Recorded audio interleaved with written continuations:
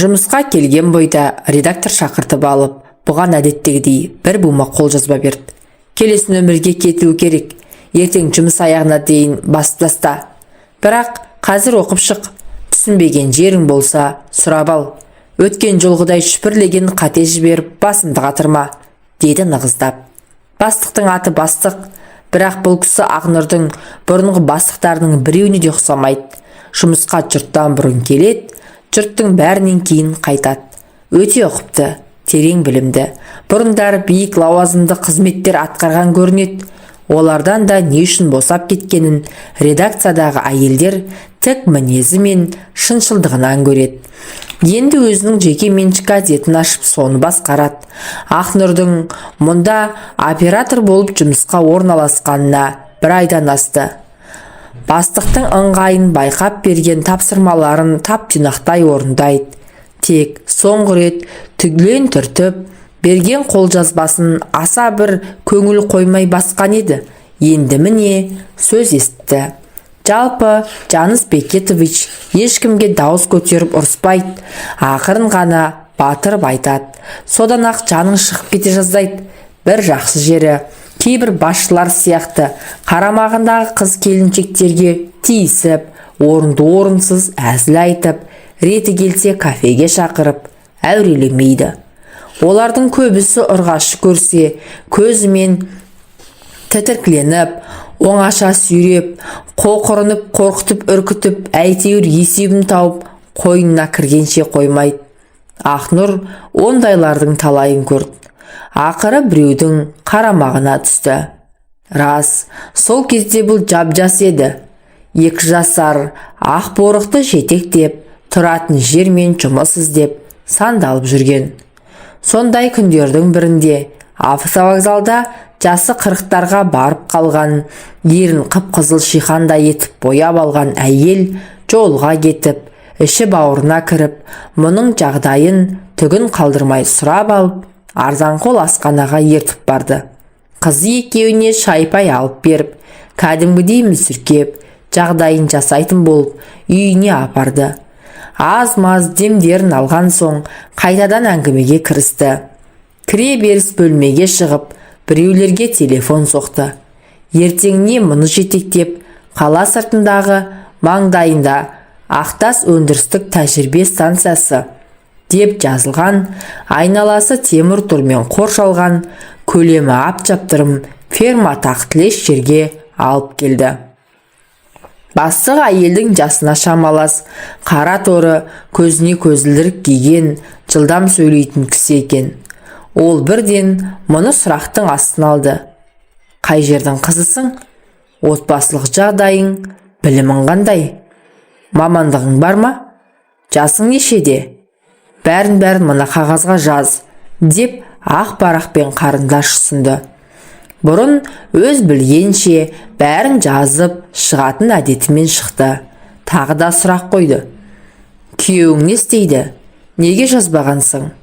Біраз ойланып барып, ақыры әйел, күйеуім жоқ, болған емес, деп жауап берді. Онда қалай? Қызым бар депсің ғой. Мені біреу зорлап, ұстатпай қашып кеткен. Да, сен бұлай етесің. Осында 4-5 бөлме жатын орын бар. Соның біреуіне орналасасың. Майда балаларға қарайтын әйел бар. Қызыңды жұмыс уақытында соған тастайсың. Өзің мал сауасың.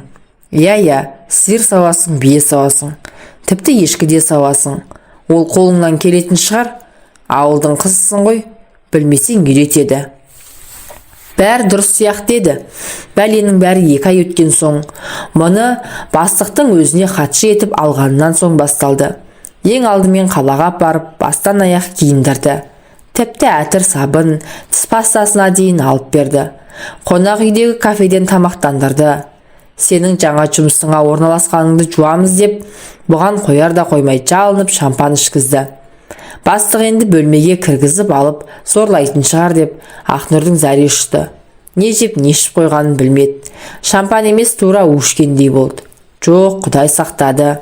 Жарық барда станцияға қайтып оралды. Қызын алып келіп құшақтап, сүйіп, өз-өзіне келген Ақнұр, қайта бұл кісі дұрыс адам екен ғой деп ұнатып қалды. Жаңа жұмысына құлшына кірісіп, компьютерді жап-жақсы игеріп алды. Бірақ ертерек қуанып қойыпты. Тағы бір 10 шақты күн өткенде бұлар қайтадан қалаға жол тартты. Бастық 1-2 мекемеге кіріп, жұмысын бітірді де өткендегі қонақ үйдің кафесіне келді. Тамақтың түр-түріне тапсырып жіберіп, армян коньягын алдырды. Ақнұр, бүгін менің туған күнім. Бұл күнді мен сенімен бірге өткізгім келеді. Сенің жұмысыңа, мінез құлқыңа ризамын. Сондықтан да сенімен бірге болғым келеді. Сен жақсы келіншексің, адалсың, көп қиындық көргенсің. Сол үшін де әрбір күніңді көңілді өткізуің керек. Мына бір ұрттам коньяктан алып қояйық, деді сұраған кейіппен. Жоқ, кешіріңіз ағай, мен ішіп көрмегенмін, деп шылжылдады Ақнұр. Басекең оған көнер болмады. Мұның шампаннан айырмашылығы шамалы. Екеуі де жүзімнен жасалған. Нанбасаң аз ғана ішіп көрші. Ішпесең енді ренжимін. Соңынан мына кока-коланы ішіп жібер.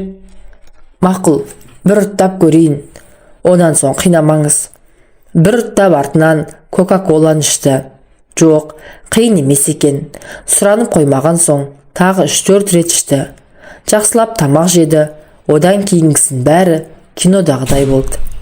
Біраз демалайық деп жоғарыдағы бөлмеге көтерілді. Бастық не бір әдемі сөздерді айтып, бас салып сүюге кірісті.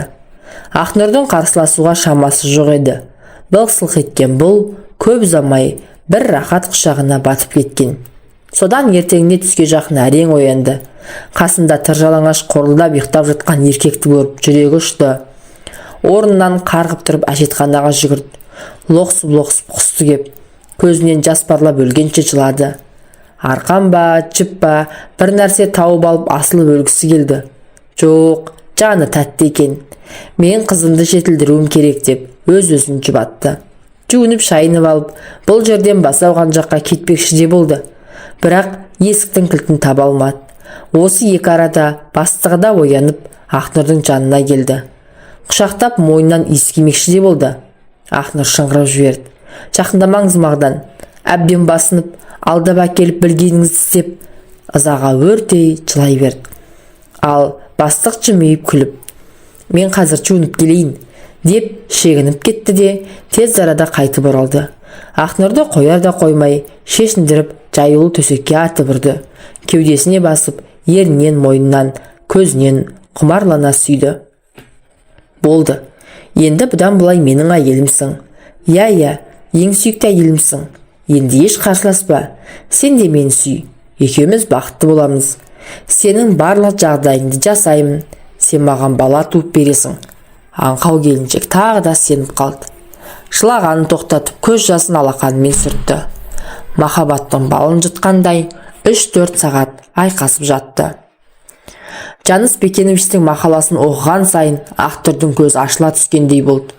Оқып жатып азды көпті өмір жолын еске түсірді.